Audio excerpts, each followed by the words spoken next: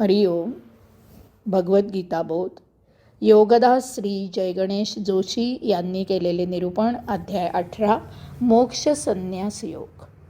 ओम श्री परमात्मने नमः. अथ अथाष्टादशोऽध्यायः.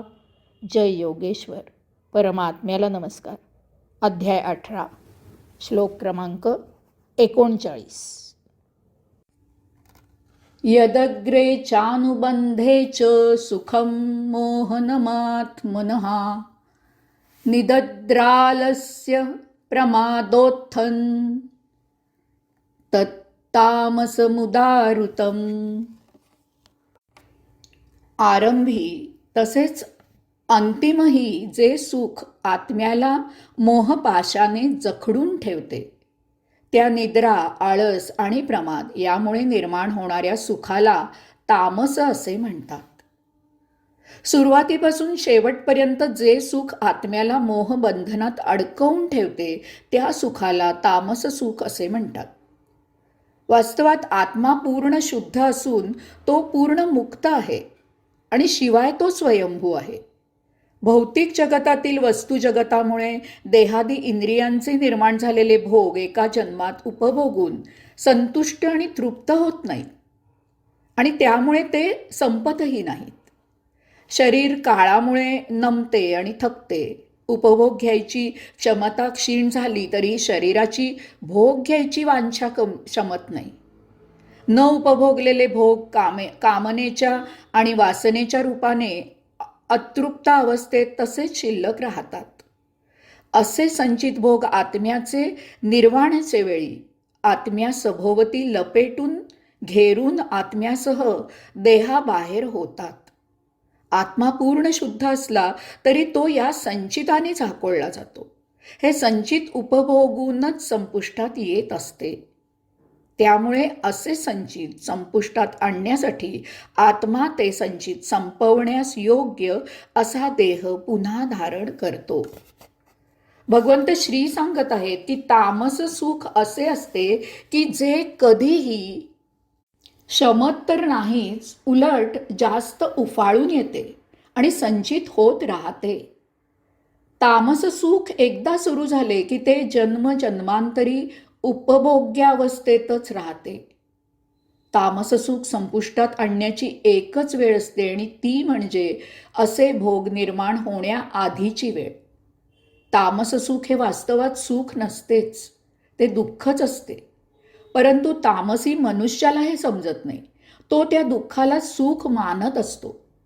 उदाहरणार्थ, घशामधून जळजळत जाणारी कडू दारू पिताना आपल्याला छान वाटत आहे, हा क्लेशामध्येही सौख्य वाटण्याचा आभास आहे. असे हे तामस सुख कसे निर्माण होते, कशामुळे निर्माण होते ते भगवंत श्रींनी येथे मुद्दामहून सांगितलेले आहे. तामस सुख निद्रा, आळस आणि प्रमाद यामुळे निर्माण होते. निद्रा, आळस आणि प्रमाद यामुळे सुख निर्माण होते हेच विचित्र आहे. वास्तवात यापासून दुःख आणि दुःखच निर्माण होत असते. परंतु तामस मनुष्याला जे दुःख हेच सुख आहे असे वाटते. परंतु तामस मनुष्याला ते दुःख हेच सुख आहे असे वाटते. निद्रा आणि आळस हे शारीरिक रोगांना आमंत्रित करते.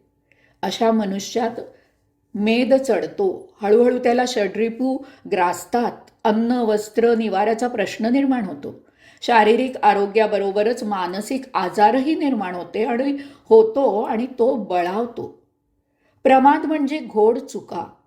इतरांना त्रास झाला की त्यात सूक्ष्म सुख मानणे, इतरांना त्रास झाला की त्यात सुख मानणे हे अति नीच वृत्तीचे द्योतक आहे. कोणी रस्त्यावर पाय घसरून पडला तर त्याला हसणारे तामस स्वभावाचे असतात. एखाद्याची फजिती झाली की टाळ्या वाजवणारे आणि त्याची चर्चा करत हिंडणारे तामस स्वभावाचे असतात. विकट हास्य केवळ तामसी मनुष्यच करू शकतो.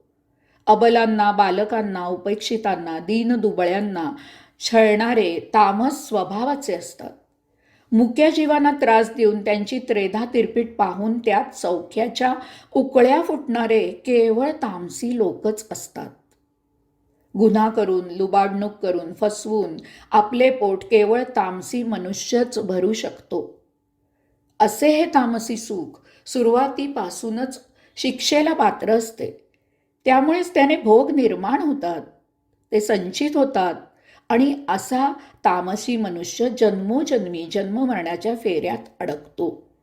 एवढ्यासाठीच येथे तामसी सुखाची ठिकाणे सांगितलेली आहेत. निद्रा, आळस आणि प्रमाद यावर बारीक नजर ठेवावी.